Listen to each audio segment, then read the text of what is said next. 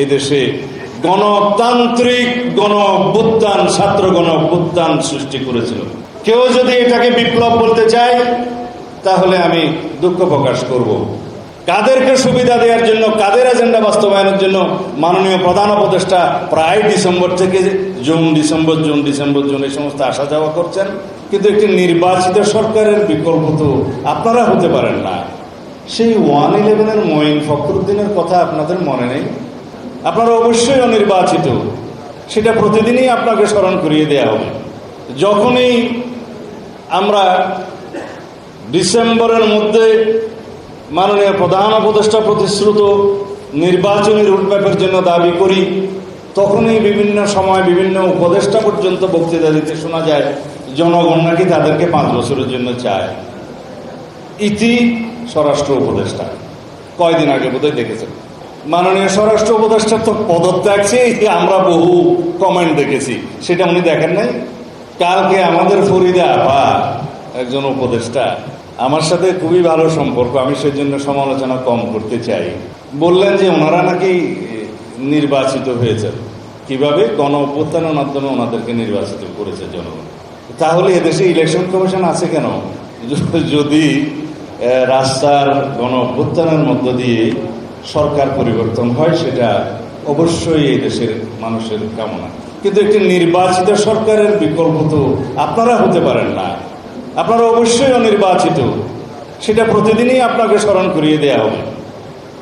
অবশ্য ওনার স্বামী আমাদের ভাই সাহেব জনাব ফরহাদ মাজার সাহেব গত 2-3 দিন আগে বক্তৃতা দিয়েছে, নির্বাচনের মাধ্যমে নাকি গণতন্ত্র প্রতিষ্ঠা হয় না, কেবল লুটারাদের একটা সাম্রাজ্য প্রতিষ্ঠা হয়। কি আর বলবো, যে নির্বাচনের জন্য, যে ভোটাধিকারের জন্য, যে গণতান্ত্রিক অধিকার ফিরে পাওয়ার জন্য, যে সাংবিধানিক অধিকার ফিরে পাওয়ার জন্য এদেশের হাজার মানুষ শহীদ হলেন, গণ অভ্যুত্থান হলো, ফেসিবাদের পতন হলো, সেই নির্বাচন, সেই ভোটাধিকারকে আপনারা অস্বীকার করছেন। কাদেরকে আপনারা উৎসাহিত করছেন? কোন গণতান্ত্রিক শক্তিকে এই মাঝপথে আপনারা সুবিধা দিচ্ছেন? কাদেরকে সুবিধা দেওয়ার জন্য, কাদের এজেন্ডা বাস্তবায়নের জন্য মাননীয় প্রধান উপদেষ্টা প্রায় ডিসেম্বর থেকে জুন ডিসেম্বর এই সমস্ত আসা যাওয়া করছেন? এক জায়গায় স্থির থাকতে পারছেন না কেন? আপনি পৃথিবী বিখ্যাত একজন সম্মানিত ব্যক্তি, আপনার এই রকম শিফটিংটা কিন্তু জাতি এবং আন্তর্জাতিক ভালোভাবে নেবে না। আমাদের সাথে আপনারা বৈঠক করেছিলেন, কথা দিয়েছিলেন, আপনাদের সমস্ত কর্মকাণ্ড পরিচালিত হচ্ছে ডিসেম্বরকে সামনে রেখে জাতীয় নির্বাচনের উদ্দেশ্যে। আমরা নির্বাচন কমিশনের সাথে বসেছি, কথা বলেছি, তাদের সমস্ত নির্বাচনী প্রস্তুতি আগামী জুন মাসের ভিতরে সমাপ্ত হবে।